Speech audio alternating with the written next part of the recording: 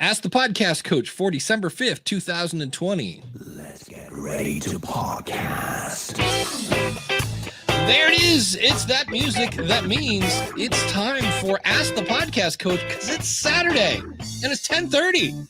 I'm Dave Jackson from the School of Podcasting.com, and joining me right over there is the one and only Jim Cullison from theaverageguy.tv, Mr. Home Gadget Geeks himself. Yeah, Jim, greetings, Dave. Buddy? Sorry, I cut you off. Greetings, Dave. I threw that in. He's like, wait, that's not the... I didn't know when you were going to stop and when you were going to start. I was watching you. Greetings, happy Saturday morning to you. We just came off our big 10th anniversary show on Home Gadget Geeks. So 10 years of podcasting over there at theaverageguy.tv. Super fun show, by the way. If you ever get a chance to make it 10 years in podcasting, I had 8 or 9 call-ins and two guests that started with me originally that came back. So it's been a big week for us here at theaverageguy.tv. So it's always good to be here on Saturday mornings. Nice. And are you feeling thirsty at all? Oh, every Saturday morning. This coffee just energizes. Of course, that is the Morning Pour, brought to you by the one and only podcastbranding.co. We're talking about Mark. This is a guy, he's a podcaster. He's an award-winning graphic artist. And if you're looking for like a logo, if you're looking for podcast artwork, if you're looking for a, hey, I don't need no stinking template, really like, wow, professional looking website, Mark is the guy. And what's great about it is he will actually go over, listen to your podcast. He works with you like side by side to make sure that, hey, it's just not a piece of artwork that's like loud and obnoxious when your podcast is quiet and subdued. That's not going to work. So if you're really worried about making a great first impression, I'm here to tell you, the other day I was doing something and it asked for the School of Podcasting logo. And it sounds weird, but like when I get to upload it to something new, I'm like, you know what? Man, I'm glad I have a cool logo. That's a cool logo. It's like, I'm not going to like, I need to fix this later. So I was like, yeah, check out my logo. It's cool. So if you need any of that stuff, if you need a PDF, I mean, the list goes on and on. If you have anything and you're like, I want this to look professional, go see Mark over at podcastbranding.co. It is the way to go. And tell him that you heard about it on the School of Pina. The School of Pina? Yeah, that's Dave hitting like 5 buttons at the same time and his brain just went, eh. You have a stroke? I did. I'm having a stroke right now. Yeah, tell him that Dave and Jim sent you from Ask the Podcast Coach. That was fun. That's our new wine podcast, The School of Pinot. But at any rate, it is Saturday. If you want to come in and ask a question, we got 12 people in the chat room this morning, so welcome to the chat room. We would be happy to have you. Just go to askthepodcastcoach.com/join. And don't you hate it when two icons look the same and you go to start Trello and you hit Zoom instead and you're like, oh, doggone it. Those look the same color? They're blue? Yeah, kind of. Yeah. Jim, are you on TikTok? I am not. No, that's one thing I've stayed away from, and I'm glad of it. Yeah, I had somebody this week, one of my clients, and she's just killing it on TikTok. Oh, yeah. And I was like, so I am also not on TikTok. So I say this to anyone who is on TikTok. Here's some things. This was from Jason Green. Oh, here's a pop quiz. And Jim, I tested you this morning, and you'll be happy to know. That's right. You passed the pop quiz. One of the things that people do on Facebook is they go over and they like answer questions and things like that. In this case, Jason Green, I'm sure he actually is a really nice guy, has pictures of his kids on his Facebook and everything else. But you know what Jason doesn't have? His website link. Oh. And I was like, so, but Jim not only has his Facebook, he's got his Twitter. You got like all your contact information when you go to the About page. Yeah. And I was like, I better have mine. And I did. So if you're using Facebook as a way to kind of, network with people, you want to do that. The other thing, it's kind of fun because I just did one. I don't know why, but I'm going through a second puberty. Oh, jeez.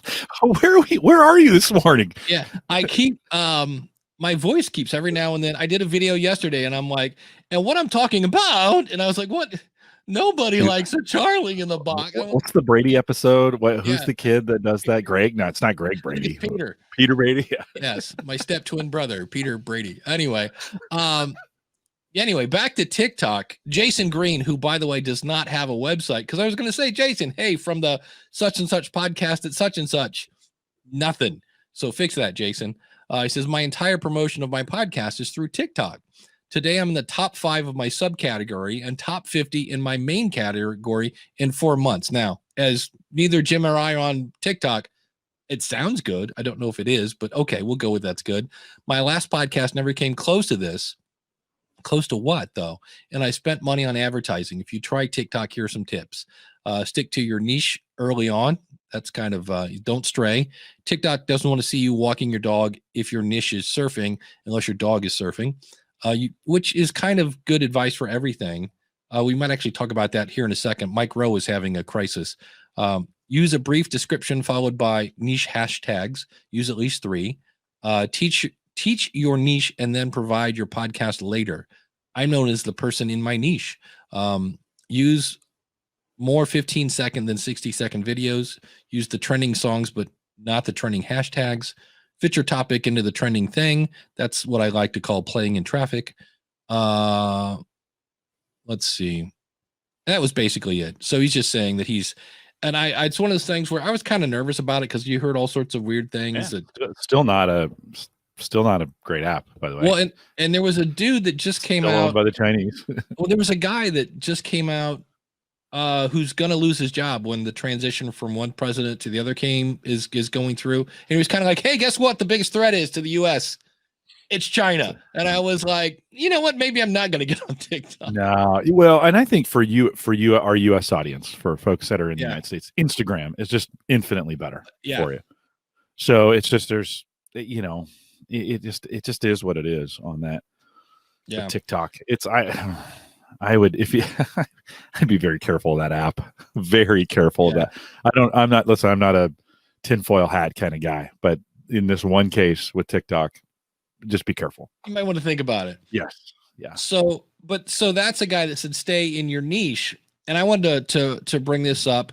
Jim, have you, you just said you've been doing this 10 years. Is the show primarily the same though? Are you still in your lane? Oh yeah. Yeah, it's still very much the same. We started the show with the intention of helping people with technology, right? We were the neighborhood tech guys, and we wanted to help people. Same kind of thing. And it's interview style. So yeah, I think we've stayed in the lane for 10 years. We swerve from time to time. I've had guests on that are promoting their books that aren't necessarily technology related or whatever. I've done some of that, and I get a little backlash from the audience when I do those kinds of things. But for the most part, yeah, we found some things too, where we do some things now that we learned during the show that we knew the audience responded to well, right? We did, as an example, like my daughter came on, and we talked kind of about technology, but my audience is really interested in what my daughter has to say, and so we've kept doing that, right? So yeah, so for the most part, but then little swerves from time to time. Well, I'm going to play a clip. I'm a big fan of this show. Do you listen to Mike Rowe by any chance? I do. The way I heard it. And I'm hoping I can do this and pause it. If not, we'll find out here as we go. Let's give it a shot. And I hit play. Okay. I'm not going to be able to do it from that screen. We'll try this one. And I just realized I was having a hell of a time writing anything, because every time I sat down here at my little keypad, the only thing that came out the other end was not a story for the curious mind with a short attention span. It was something else. It's really been fun channeling Paul Harvey, and I don't want to stop doing that, forever. But I got to tell you, it's also been really instructive listening to guys like Joe Rogan and comedians like Bill Burr and some other podcasts that I've stumbled across. And I admit it, I envy I envy the form, where you can sit down with a friend or an expert or a celebrity or just somebody who's interesting. And now listen to how busy he is. And talk to them, like a human being. I think that's something that I want to experiment with if I can. But this show has been sucking up a lot of our time, and there's a terrible rumor that seems increasingly likely to be true that Discovery wants more dirty jobs, and another rumor that Facebook wants more returning the favors, and another rumor that TBN wants more of Somebody's Got to Do It or something like it. There's even a rumor that this podcast, the way I heard it, might very well be turned into a TV show. So this is all good news. Yes, it's a good problem to have. But it just means, in this weird zero-sum game, I've only got so much time to do whatever it is I can. And man, writing takes time. Yes, it does. Particularly for you. Yeah, because originally Hi, Dave. This is Kim Flottam. No, stop that. We'll talk about that one later. But I was really bummed to hear that he's thinking of making his show longer, because he even says at the beginning, it's short stories. Or the show is the way I heard it. Right. Yeah. So it's the way I heard it by Mike Rowe. Great show, by the way. Mm-hmm. And it's short stories for the curious mind with a short attention span. And that is my shower podcast. Like, I turn it on, I get in, and when Mike is done, and that's with me starting at about 2 minutes in, so I skip the commercials. When Mike is done, I don't care how warm the water is and how great it is, because I would stay in a shower for a week sometimes. I would get out, and I kind of was like, oh man, I hope this guy doesn't change his format. And I listened to that, and I was like, well, number one, he's doing the thing I say to never do. He's comparing a show to other podcasts. Mm-hmm. He's like, oh, I listen to Joe Rogan. I don't know about you. I've listened to Joe Rogan. And if it's not a guest that I don't know, even when it is a guest, like I was dying to hear Adam Curry on his show. One of the worst interviews. I mean, like, he does a really good job of having dialogues, but there's a lot of times that I'm like, man, this could be like, and again, who am I to say the guy's got different audience though, Dave, different audience. Yeah. He's appealing to a different group. So I was kind of like, I think that's part of the problem. The other part that I cut out is he had a thing. He did an episode on a baseball player. It was like one of the first gay baseball players. And Billy Martin introduced him and used the F word. Oh. And Billy Martin Jr. said, my dad never said that. Yada, yada. And of course, his show is This Is the Way I Heard It. And I think it really kind of set him back, because he was like, wait a minute. I am at times just repeating other people's stories in a creative way. What if the other people got the story wrong? And I think it kind of like, oh, wait, I'm perpetuating what could be gossip.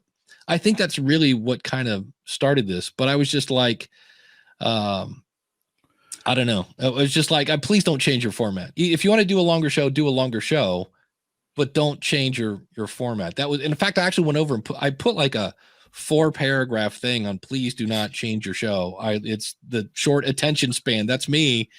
And if you change it, yeah, I'd almost prefer he stop.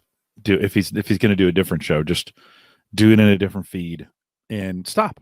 And it's okay. It's okay if you don't have enough time to do it. It's okay. I mean, that's what he's saying. It's like the writing for a very short show, and as tight as he makes those shows, is a lot of work. I mean, and it's super well done. I mean, it's some of the best quality you'll find anywhere. He is so magical in the way he both writes and the way he speaks. But I think no, but here's the deal, Dave. He can do anything he wants. That's it. That's the thing. You say this all the time. So, it's like, if he wants to do it, if he wants to go long play on the way I heard it, he can do that. Yeah. He may sacrifice some listeners in the process. Well, that's it. He may sacrifice me in this case. I'd be like, because there was another show I used to listen to that it was a news show, and she said all the best news in less than 10 minutes. And she kept adding more and more segments because the show needed to be longer because she wanted to add more sponsors. And I was like, that's not what I tuned in for. Yeah. You changed your format. And so I tuned out. I don't listen anymore. But that's my whole thing, I guess, is if you change your format, you might lose your audience, but you also have to keep in mind, you also might pick up an audience. And there are going to be some people that just stick around. Yeah, you might gain some, and then depending on how long you've been out there, I think matters too. If you've been out for 6 months and you go to change, I don't think it's as big of a deal as if you've been out for 3 years, because you've weeded out the audience already. Like the people who want to listen to you are already there, and the ones that haven't have left, right? They're gone.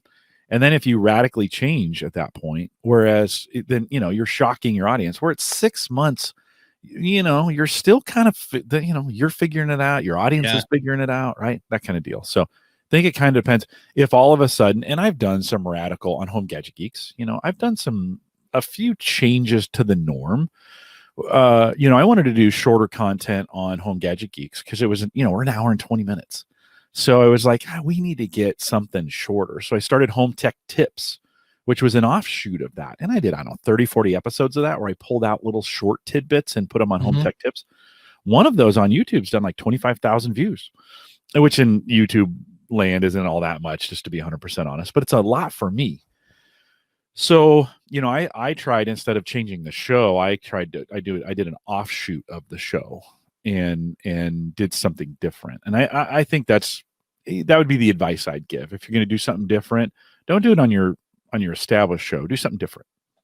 Yeah, that would be my thing. I'm like, if you're really going to change it, of course I said Rogan, so everybody is chiming in because this was the month. Have you seen what they did to a show? Let me share my screen here real quick. No. If you go into now this is Spotify on a desktop, so I'm sure the app looks different. But what they did is they broke up his stuff into playlists. So here's Joe on all the viral episodes. Here's one where he talks sports. Here's one where he talks health. Here's motivating guests, and he talks academics. And then you actually have his show up here. And what they're doing different now is I hit play, and there's no 7 minutes of commercials. So I'm like, well, that's different. And you know why? Because they let you get sucked in about 2 minutes, and then it's Joe on a completely different microphone, said the guy listening through podcasting ears, doing his ads, and you can't skip them. And I was like, oh. And I was not like, I've heard some really good interviews on Joe Rogan. I thought his interview of Barry, the dude that was running for Sanders, that was running for president, I thought that was really insightful. I loved his interview with Ted Nugent because Ted Nugent was explaining how his son is a vegan. And I'm like, that's got to be an awkward Thanksgiving at the Nugent house. No, you just have more mashed potatoes. Yeah. And they had, are you all of a sudden uploading a video because you've turned into Max Headroom? Oh, you sound great.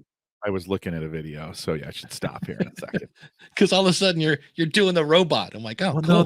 No, that's interesting. It was, so my doorbell rang, so I was checking the Ring cam, and it must have, when I did that, it must have created a file to upload at the same time. I have to remember that. How about now? Am I still? I'm still okay. You're getting there, but yeah, you're still pretty choppy. Okay, well, you keep talking, and we'll come back. Yeah, Dave says, what if he did the current part as a segment of a larger show?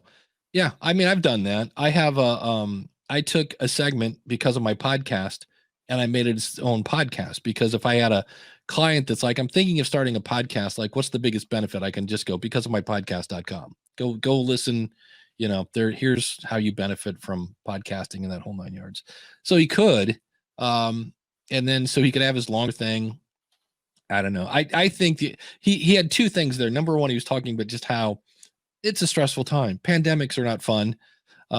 And he's got and then the guy that kind of said, hey dude, you got your facts wrong and you're ruining my father's name. I think that really kind of knocked him back.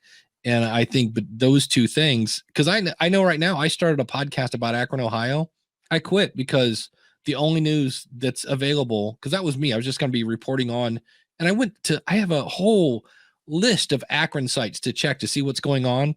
And there's one topic, and that's the coronavirus. And I'm like, I'm done with it. So, and in my case, I just said, hey, I'm taking a break till probably 2021. I'll be back, and that's what Mike did. Mike did really do a great job. When he got his book deal, he said, I'm stopping the podcast for about 3 months. I will be back on this date.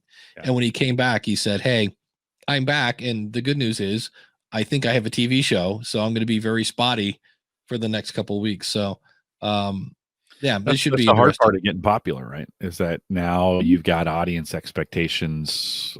How's my video now? Am I okay? Or am I still kind of scratchy? Do you want me to leave and come back? You want to try that? Yeah, we could do that. Let's give that a run here. 1 second. I'll be right back. The joys of live. Yeah, if you want to join, we are at askthepodcastcoach.com/join. If you're listening to this later, you can always go over to school. What's up with School of Podcasting? My head today. Askthepodcastcoach.com patreon.com/contact, and you can leave your question there. We're actually going to play one here in a second when Jim gets back, but I realize not everybody wants to get up at 10:30 Eastern to join. And how about yes, much better. I used askthepodcastcoach.com/join, by the way, to just get back in here. So if you want to join us that way, askthepodcastcoach.com/join. Good. Something must have, when the Ring doorbell triggered, it must have done something to this instance on Chrome. So, well, we're back. With Mike, just really quick, one more thought on this before we transition off of it. It's a case where success has led to a lot. He's going to have to make some compromises. He's kind of and he's really the opposite of Joe Rogan when we think about what he does. I mean, Rogan really, I'm not going to say he mails it in, but what he does is the easiest thing to do. Like, he just sits down and talks for 3 hours. And yeah, you got to do a little research and blah, blah, blah. That's actually, I think, the super easiest way to do it. What Mike does is infinitely harder because I think his quality is just much, much higher. It's tight, it's concise, it's done very, very, very well. So, the two are very, very different, and good for you for letting him know, hey, like don't compromise your quality on this thing. Now, if he wants to do it, he can, but that's just going to be. And he's obviously a very creative guy, because I didn't realize he was the guy writing those stories. I thought he had a team, and that was going to be my advice to him. I'm like, go get a writer, find somebody else. If that's the hardest part, see if you can get somebody who could try it. He enjoys that part. Well, he should just shut the show down, just to be honest. If he doesn't have time for it, just shut it off for a while. He can bring it back. Dirty Jobs they did Dirty Jobs, and then did it come back, or they're thinking of bringing it back or something? They're thinking I'm like, I guess that's one of those things to me. I'm like, if I'm Mike Rowe and I'm making decent bank with a podcast and I've got a Facebook show, and I'm like, I'm just going to be like, hey, I know Dirty Jobs is kind of what I'm known for, but I don't need to get dirty anymore unless he liked that. I was like, right. Well, he's got that feel good. He has that kind of feel good vibe about him. He creates feel good shows, and you got to do some work. Yeah. You got to do some work. Well, good for him. Good for him for being popular in that and for having to make those decisions. Well, and I'll give him kudos. He's being very transparent. Yeah. He's like, hey, here's what's going on. Here's what's in my head. And when I went over and I went back today to see, did Mike comment on my Facebook post, or and really it was his whole audience saying, I like the short show, but I love you more. Do what makes you happy. Yeah. It was over and over. Happy Thanksgiving. I'm thankful for your show. Do what makes you happy. So, which I get. And he's very honest in, pointing out that he got inspiration from Paul Harvey. Yeah. And I forgot to write down the name who asked this. Somebody asked in Facebook, who is your podcast role model that you listen to so you can perfect your style of podcasting? Did you have anybody? Yeah. Leo Laporte was my inspiration for sure. And I got a chance to meet him at, I was sitting right next to you. Yeah. We got a chance to meet him in Orlando. So that was, and his son. Yeah, and Harry, right? I think his son's name is Harry. Harry was super interesting. Like, I've heard about Harry growing up over the years, and then to meet him was super cool. So, yeah, I definitely, and I still kind of do. I mean, Leo is the king of doing what Rogan's now doing, but these interview shows that are weekly, that are they're variety shows. Leo is really good at it, and so I looked at him a lot. That's funny, because I just realized I haven't listened to Leo in a long time. Yeah. I used to. I would pop in every now and then, and it's just not a name that comes up. He was kind of in the same way of Adam Carolla. Mm-hmm. His name doesn't come up hardly anymore. It's Rogan, and Rogan, and then True Crime. And Rogan he'll go the way of it's just a time. He'll do his thing, Well, Kyle Bondo in the chat said, he's like, I like Rogan, but I'm not going to Spotify. And I was like, it's going to be interesting to see, because Adam Curry, if somebody said who inspired me to start a podcast, when I heard Adam Curry's voice come out of my speaker, that was when I was like, wait a minute, I know that guy and this sounds fun. But I think my influences, if somebody asked who's my influences, I would say, and it's not even a podcaster, Dave Barry is a very sarcastic Mhm. writer that growing up, I just loved his column. And then probably David Letterman, the NBC days when he was like, look at us, we're on national television. I can't believe I'm going to do the suit of Seltzer, you know? So He used to those early days were Oh. super funny. Yeah. So I think he got, after his heart attack, he kind of settled down and didn't do as much, but those early days were certainly interesting. Well, in creative, right? And so I think there's some opportunities for us in that as we think about those influences too. As you're mentioning, I had one other one in mind that I was thinking of. Oh shoot, it has disappeared. But you don't have to be them. You can be like them. You can learn from them. Learn some tricks and techniques. We spent a little bit of time this week, interviewed somebody at work. And we were talking about, practicing this craft and the art of going back and listening to your own voice. And I think that's actually something, podcasters don't do enough of. They don't go back and listen to their own audio, and learn from themselves. How did that go? Did that go well? How did I do that? Is that a great way to do it? Those kinds of things. I think we can just learn from ourselves sometimes, but it's hard. It's hard to do. And don't go to last week's show. Go to 4 months ago so you can listen with completely fresh ears. Yeah, I love to I heard, what was I listening to this week? Oh, really early episodes of the podcast review show. Number one, apparently my voice is getting deeper because it's like, wow, I just like, hey, welcome to the podcast review show. And I think it's being tight versus being relaxed. It's the longer we do this, the more we get relaxed in our voice. It's the same kind of thing. I went back and listened to the very first episode of Home Gadget Geeks, and we played it in the pre-show of the 10th anniversary show. And it's brutal. You're like, oh my God, what was I thinking? And it's a little higher pitched too. Coach Dave says, challenge is the mother of invention. The inspiration for my first podcast back in 2005 was reaching a focused target audience distributed around the world with different time zones with a very nuanced message. Yep. That's really, one of the things I did, I had a client of mine reach out and she said, I want to do this show. I want to talk about relationships and blah, blah, blah. And she said, but I want to be funny.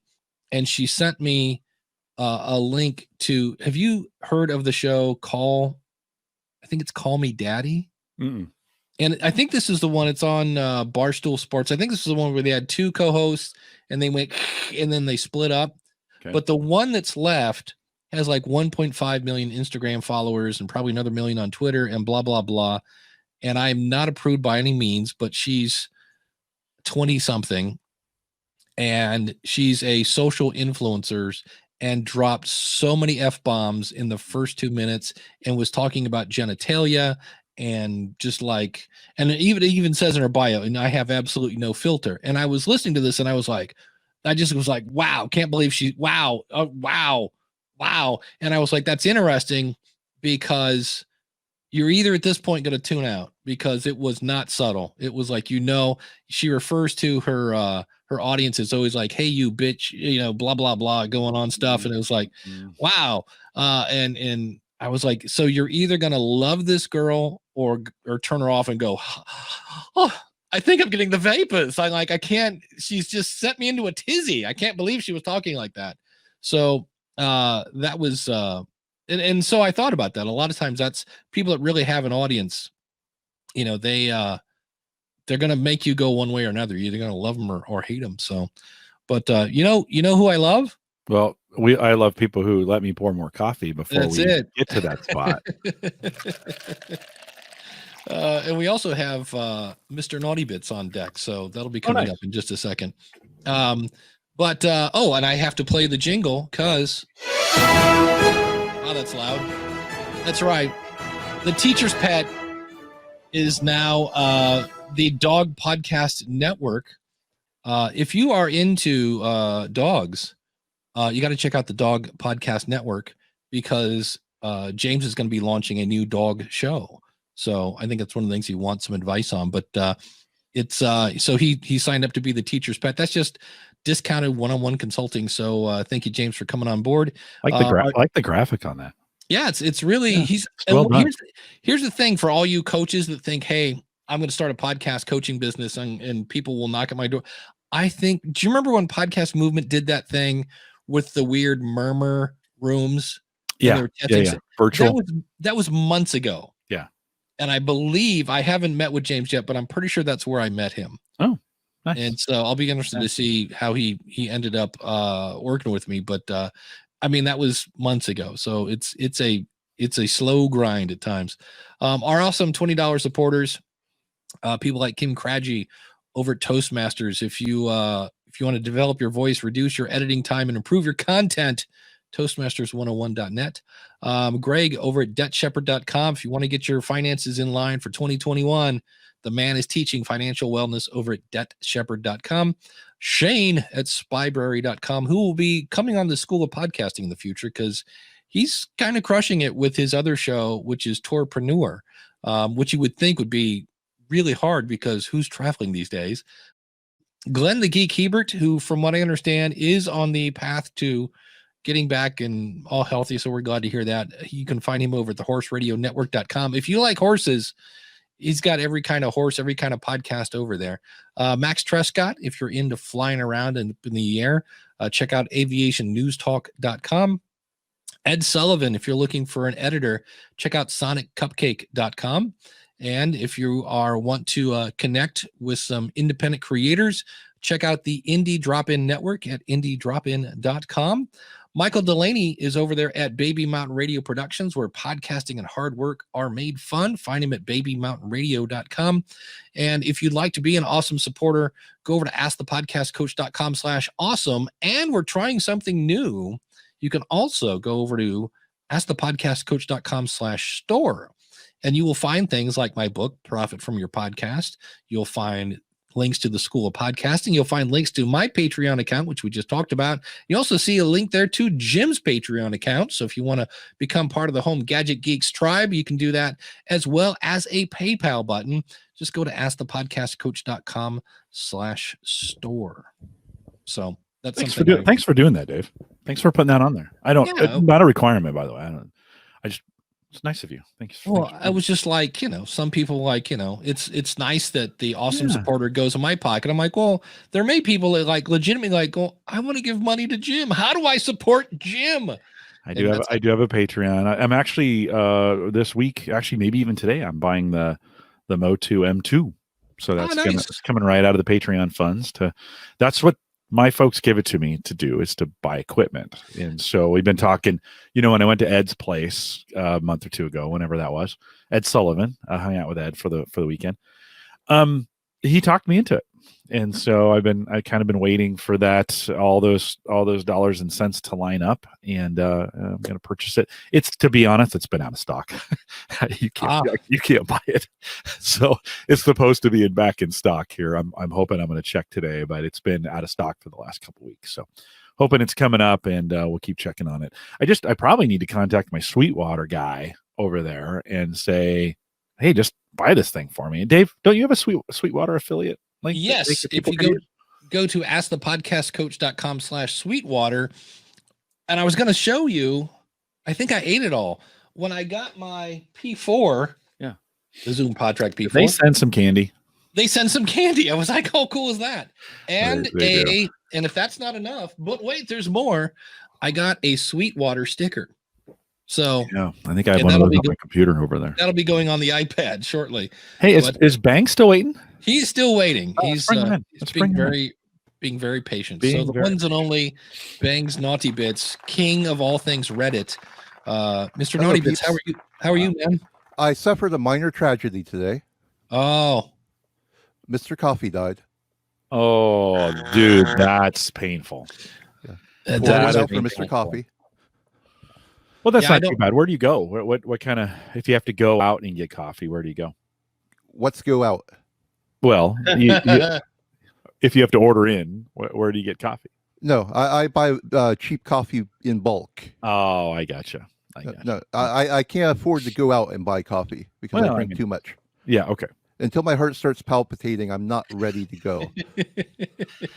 I gotcha. I do both. I do a little. I don't go out anymore, but I make a fancy latte first thing in the morning. That's my thing, and then I switch over to this this thing that I drink all day long. So I'm with you, man. I drink a lot of coffee. If I get fancy, I break out the AeroPress and make my own. Yeah. That's a French press. I have a French press, but the AeroPress is a little bit different. Okay. Have you ever heard of an aerobie? No. This is going back about 20 years. No. The aerobies are these 1.5-foot rings that are like Frisbees, except they're aerodynamically designed, and you can throw them a football field or two Nice. Easily. Yeah. Even people who don't go outside like me can throw them a football field or two easily, and they go in a straight line, and you can do things with them. He was a coffee fiend, and he made a ton of money on that fad in 1990 or 1985. Yeah. And he had his engineer design a quick and dirty espresso-like hand press called the AeroPress. Okay. Because he made the Aerobie. And the AeroPress makes strong coffee. It doesn't make espresso. Okay. But it makes concentrated coffee.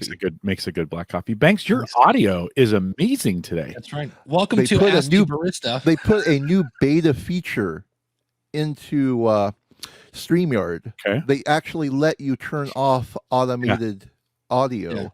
And I cranked it up to 95%. And I'm flickering red occasionally because I cranked that up too.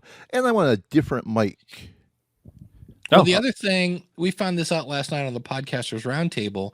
If I want to, I can click on the 3 little dots in the corner of Bangs and click on Edit Mic Settings. So I can actually go in and turn off echo cancellation, and I could turn on automatically adjust his mic. But I could actually turn him up or down if I wanted to at this point. Mm-hmm. Mm-hmm. So, yeah, don't ruin it, Dave, though. We finally have good sound. Experiment as you see fit. I like experimentation. Do as you wish. Yeah, I'm not touching the thing. So, Banks, what do you got for us? Okay. Hate to go this route, but are you aware of a YouTuber named PewDiePie? I am. I've heard of it. Isn't that like a long time ago kind of thing? He's still the top single solo YouTuber out there. Oh, and makes like boatloads of cash. Boatloads of cash. We can get back to the cash. There's a cash tie-in to this. Okay. He was doing something that probably was netting him $10,000. Would have netted him $10,000. He and a guest were screwing around, as apparently is his will, because I don't watch PewDiePie. I can't manage to make myself do it. He annoys me too much. But he broke out a recorder. A recorder as in what you give a kindergarten class to play music. It's sort of a flute with holes down the top. Got it. Okay. And he and his musically associated guest, if I'm not mistaken, decided to play some music. And for about 20 seconds, they decided they were going to play My Heart Will Go On by Celine Dion. Now, by play, they moved their fingers on the recorder and blew in it really loud. You would not understand that this was My Heart Goes On by Celine Dion. Okay. If you listen to it. It was copyright struck. Wow. 20 seconds of bad recorder playing that didn't sound like the original source code. Most likely because he said, let's play as My Heart Will Go On by Celine Dion. Struck down by YouTube. And confirmed. He appealed it. It was confirmed.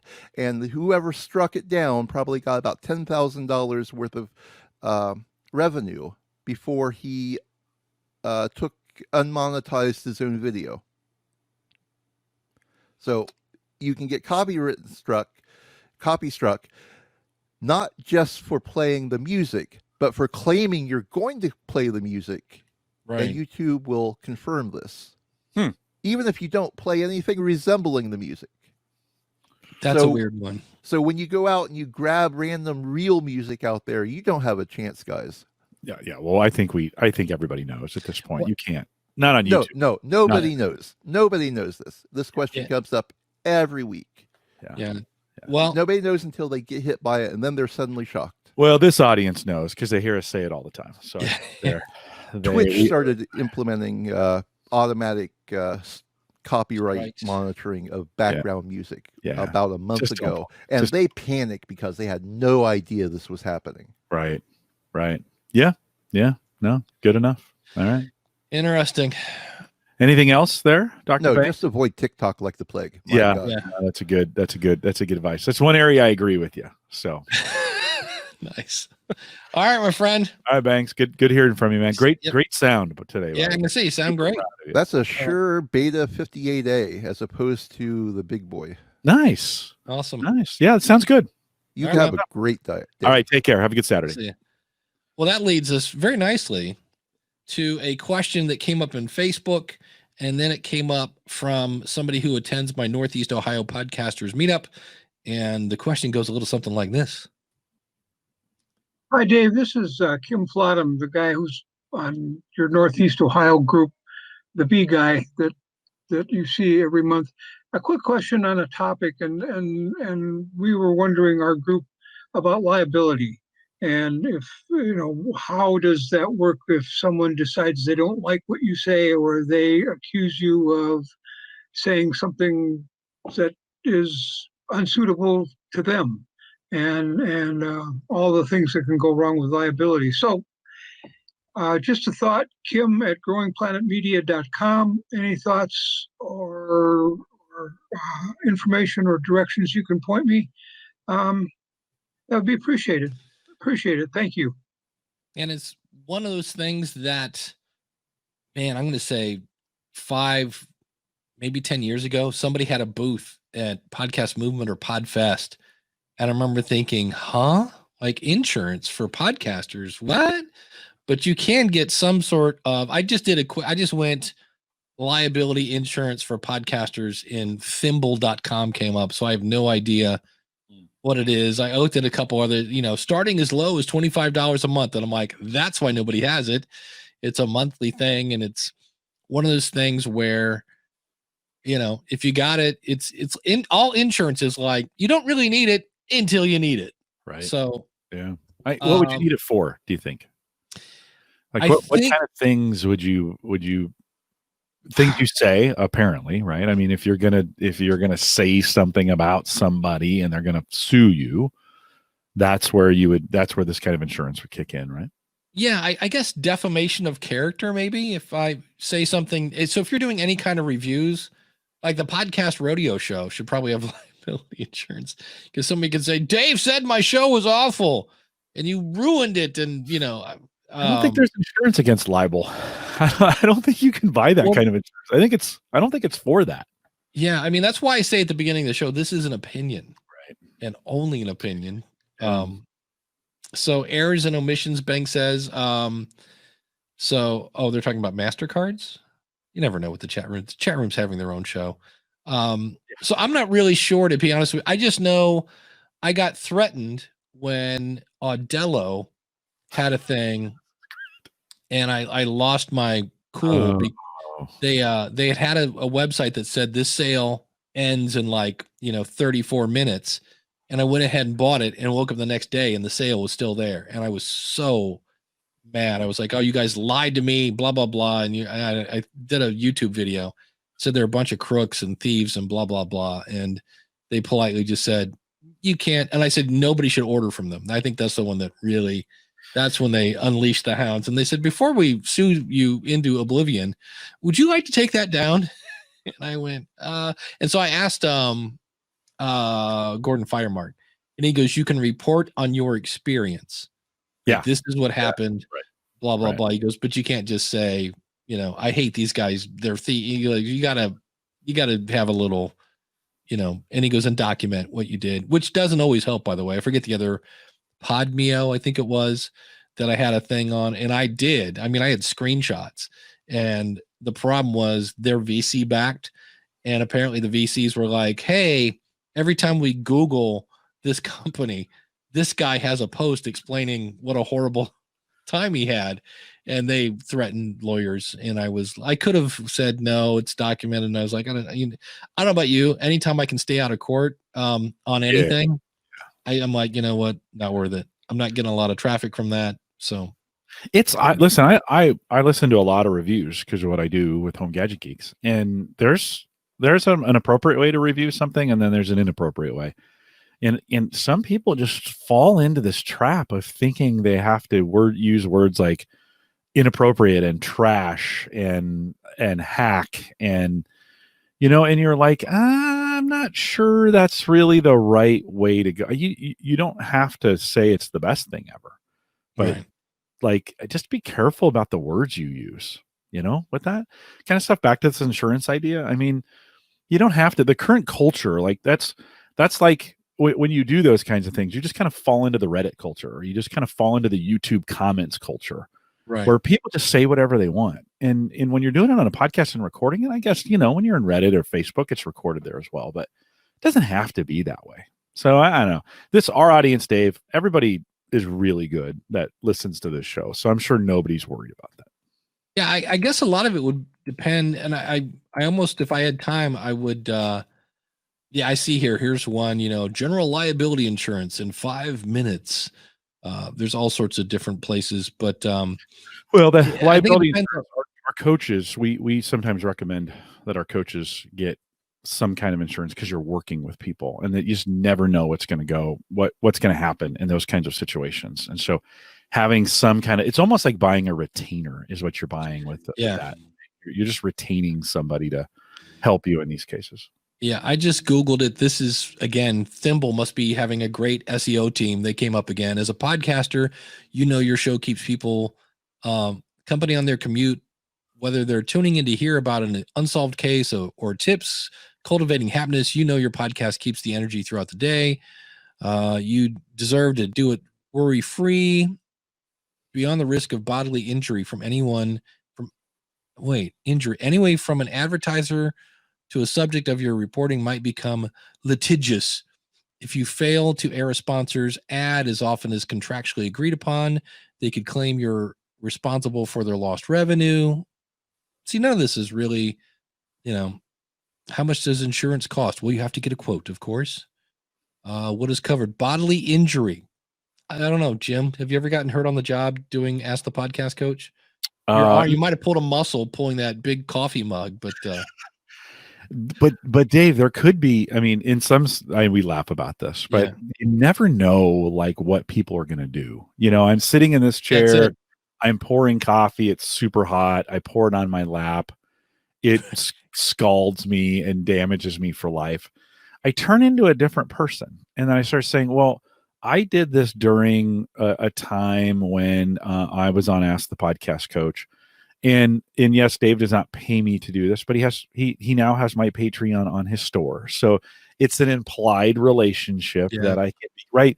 I mean, people get crazy when they get hurt, or they get crazy when, especially if that coffee spill caused say it caused $1 million worth of damage to me, in medical costs. Well, all of a sudden then I'm just looking for ways to help get this paid for.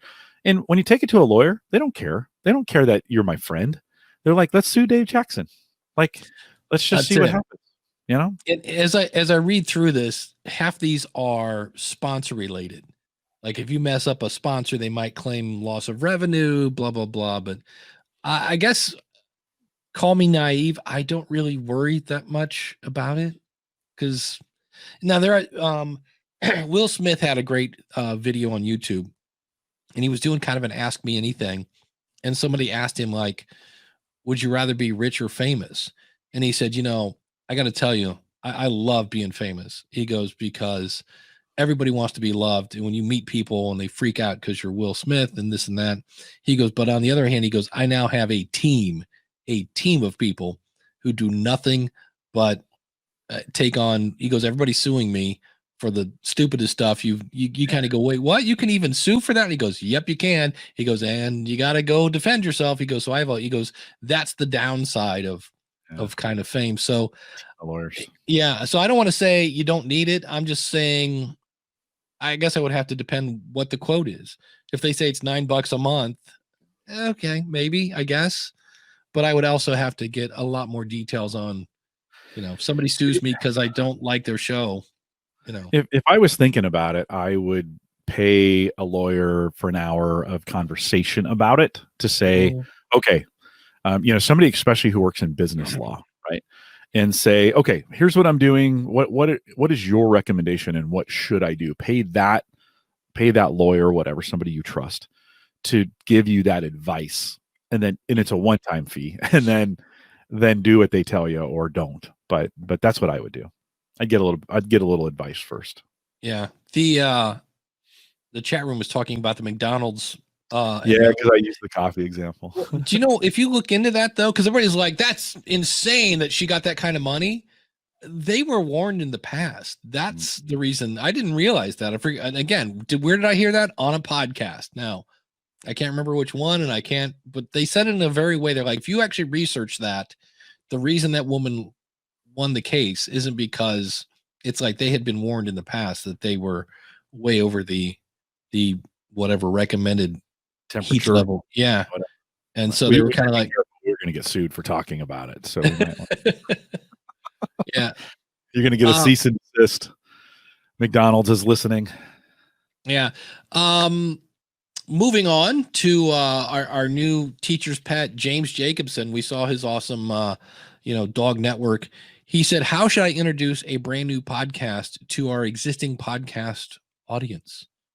And I to me, this is one of those where I think sometimes because it's new and you want to wring everything you can out of it, and you want it to be perfect. There's a part of me that kind of goes, you might be overthinking this one. Cause I mean, what are your options? You could either, if we look at NPR, and this kind of drives me nuts at times, where they'll just put the whole episode down. Radiolab does that all the time. Yeah. Radiolab's the flagship, and that one of the flagships. Yeah. So they'll just run that down, the full thing. Hey, we created a new one. I think, what was the one about the amendments, the Constitution? I forget what they created a new. Jad created a new one.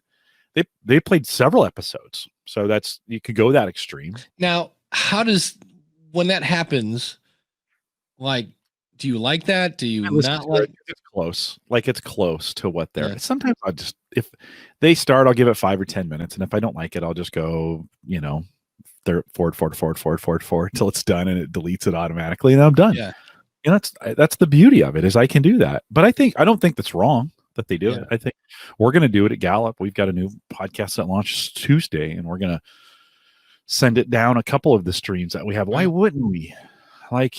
Just give people an option. Now, I wouldn't send a 4-hour show down the stream for somebody to listen to. I might send a snippet or 15 minutes. See, that's what the chat room, that would be my advice. Make a really good trailer and send it down to the other networks, and then have the other shows. If that's a network, I'm assuming that's part of the deal is, hey, this show, like this week we're going to promote, Karen's show. And then next week we're going to promote Bill's show. And if you can have everybody kind of focus on one show a month or something like that to drive traffic to a specific target, that would be my advice. Just come up with a cool trailer. And I don't think I'd skip it. I don't think I would put it in the feed to skip. This is what Radiolab does. By the way, Code 3 got it. It's more perfect. The show I was thinking of. I don't think I would replace, if I'm a regular Thursday guy or gal, and I don't think, and I'm going to promote it, I don't think I'd drop it down the feed on Thursday. I think I drop it down the feed on Monday. And I lead in with, hey, we have a new show that we want to share with you. It's totally optional. Thanks for your consideration, kind of thing. I think that's what I would do. That's the key too, because you don't want to just like, hey, it's Thursday, it's time for gym, and all of a sudden you're like, wait, who's this? So you don't want to confuse people. So I would definitely, it would be a bonus episode, and I would do exactly what you said, because otherwise somebody's going to think their phone got hacked. They go to play your show, and all of a sudden something else comes out. So if you're like, hey, thanks so much for listening. Just want to give you a heads up. There's a new show on the network or whatever, yada, yada, yada. Here it is. It's really great. Wait till you hear this and then play the whole thing or the trailer or whatever you're going to do. I'm with you on that. I don't know that I would just, you don't want your audience going, what's going on? That's just not good. Yeah, especially if they're very different. If they're close, then maybe you can get away with just playing it. But I still am a big fan of a lead in, with the regular host leading it in, even with 10 seconds of, hey, we have a new podcast. We just wanted to share it with you. Thanks for listening. So never works. It's never a good idea to have your audience confused. Yeah, if it's just being considerate. I mean, you can do it, but I think it's just about being considerate and trying to think through. I always try to think, what are my listeners thinking at this point? They're in their car, they're driving to work. I hear a lot of the ones that listen on the Home Gadget Geek side, they're commuters, not anymore, but they were commuting a lot, and so I was like, okay, what kind of experience can I give them that is not jarring, or that they have to all of a sudden start touching buttons to figure things out? In my case, long play that's consistent and mildly entertaining. That's what I'm looking for, and that's what my audience wants, and that's what they've gravitated towards. So I just try to think about that experience. And then Chris Nessie says, have the new host as a guest on the other shows to promote. Yep. Yeah. That's one of the things that Jordan Harbinger is part of Podcast One. And I think one of the perks of that is he's got to interview Adam Carolla and some of the other celebs over there because that helps promote their show. It's great for Jordan, that whole 9 yards. So that's another advantage of it. But yeah, just anything you can do just to get it in front of that audience and let them know what's going on. In our case at Gallup, we have two. We have the podcast, the Gallup podcast, and then I have my Called to Coach stuff that I do. It would make sense to just drop it down that channel, or drop it down with a teaser from the host of the Gallup podcast saying, hey, this is what this is, and then play it in its entirety. That would make sense. It would not make sense to do that on my channel, on the coaching side. It would make more sense to interview them and turn the interview into a conversation that's valuable for our coaches, the folks that are listening. And so same company, but two totally different ways we should promote it based on the audience that's coming. So I reached out to the executive producer of that show and said, hey, can I get those ladies on my program? And would they be okay with an interview? And we'll, in a couple weeks, month, whatever works, we can promote the show that way. And so we're working on, figuring out what that looks like. But it's not a one size fits all. I think you have to kind of think about what's the audience expectation? What are they expecting at this point? And then meet them at that expectation. There you go. Well, holy cow. It's almost that time. Jim, what's coming up on theaverageguy.tv? Yeah, I kind of alluded to it in the beginning of the show. 10 years. We celebrated 10 years of Home Gadget Geeks, 471 episodes in 10 years, Dave. Tons of fun. We reminisced a little bit, but we kind of brought a whole bunch of value around home storage and security. That's kind of where we started. The network was around, home data storage. And so we're producing it right now. It will be out here later. You can find it over at theaverageguy.tv. And coming up in the post show, John is asking, he's looking for a cost-effective USB interface. You'll hear where my answer is the same almost for every question on this now. But on the School of Podcasting, I've got somebody who didn't have an audience, didn't have a big social following, started a podcast 2 years later, is getting about 8,000 downloads per episode. And I was like, how'd you do that? And it took me a while because it's not, he's just promoting it on social. There was no golden ticket. And then in the shower, because that's where all great ideas come in, I was like, that's why that worked. That's why that worked. So we're going to have, it's kind of we're going to be looking at the power of the niche, but also, wait, why did his show take off and mine didn't? So that'll be coming up on the School of Podcasting this week. Want to give a quick shout out again to Mark over at podcastbranding.co and the awesome 34 people in the chat room here. We're here every Saturday. AskThePodcastCoach.com/live. And again, if you would like to support the show, just go over to AskThePodcastCoach.com/store and you can become one of the awesome supporters. So everybody stick around and be safe out in this lovely holiday time, because if you don't need it, don't go out. That's the advice we're getting here, at least in Ohio. But stick around for some post show.